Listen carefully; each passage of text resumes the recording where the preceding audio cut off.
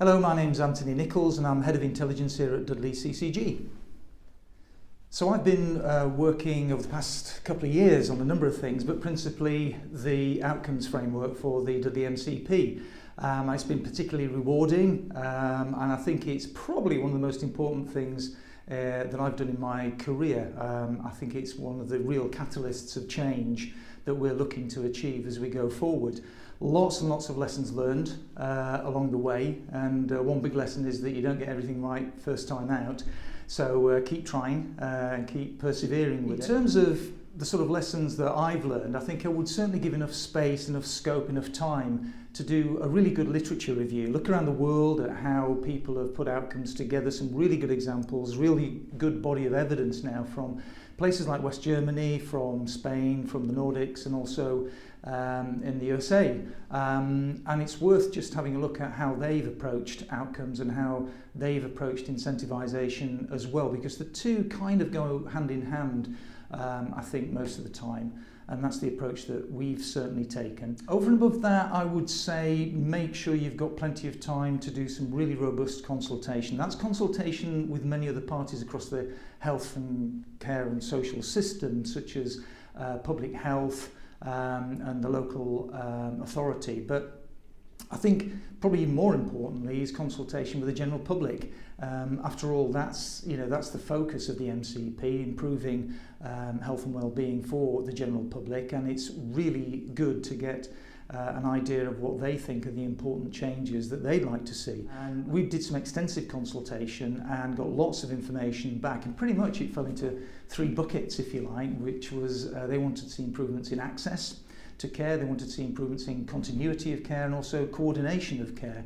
And that gave us a real kind of popular mandate to set about looking at constructing a framework from that, and then seeing if we can add more measures into the mix, so that we can get a really comprehensive framework together. Don't be fearful, because some of this you need to be a little bit radical. So one of the big kind of differences I think in our model is that we've got things like healthy life expectancy as an outcome. Now that normally has been something that most providers have stayed well clear of because it's multifactorial, but in point of fact that's exactly what we're trying to achieve across the Dudley population, greater healthy life expectancy.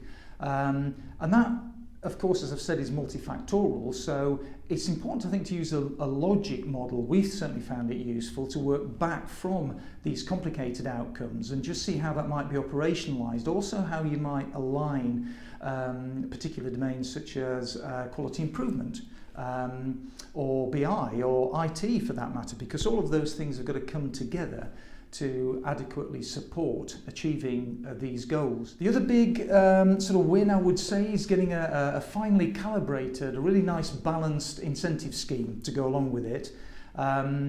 And what you really need is to have a balance between ambition and risk, I guess, because you don't want to be knocking over financially a provider in the first year. You really not achieve very much if you end up doing that. So I think we came across an idea of using a statistical technique which kind of calibrates that risk nicely, but also creates the ambition.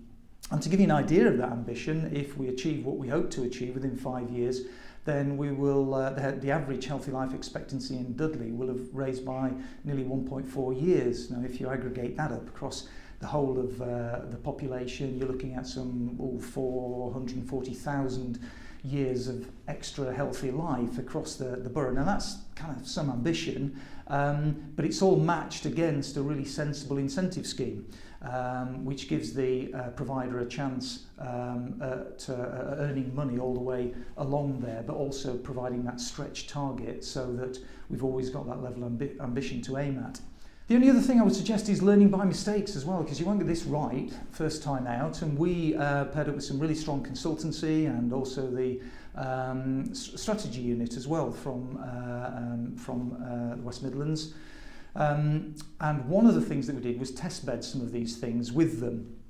And one thing that sticks out in my memory, because it was so cherished by me and kind of championed by me, was the idea of a generic PROMS, patient reported outcomes measure, I thought it was a great idea. I thought it could really work. These little snapshots of the health and well-being of Dudley, taken by localities, and would really give us some rich information that we could work on. But in point of fact, when we tried it, it just kind of didn't work.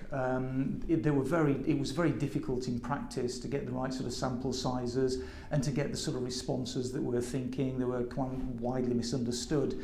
And without it being the traditional PROMS kind of before and after test, it just left these kind of results as estranged, and you couldn't really operate on them. You couldn't really gain any insights that you could take any actions about from them. So a really important lesson, well learned, and we modified the outcomes framework as a result of that. And I think that's really important. At any stage, just keep testing the model and improving it as you go along, because there's not a cat in hell's chance that you're going to get this absolutely right first time out. So I think those would be in summary, those would be my recommendations to anyone looking to go down this route.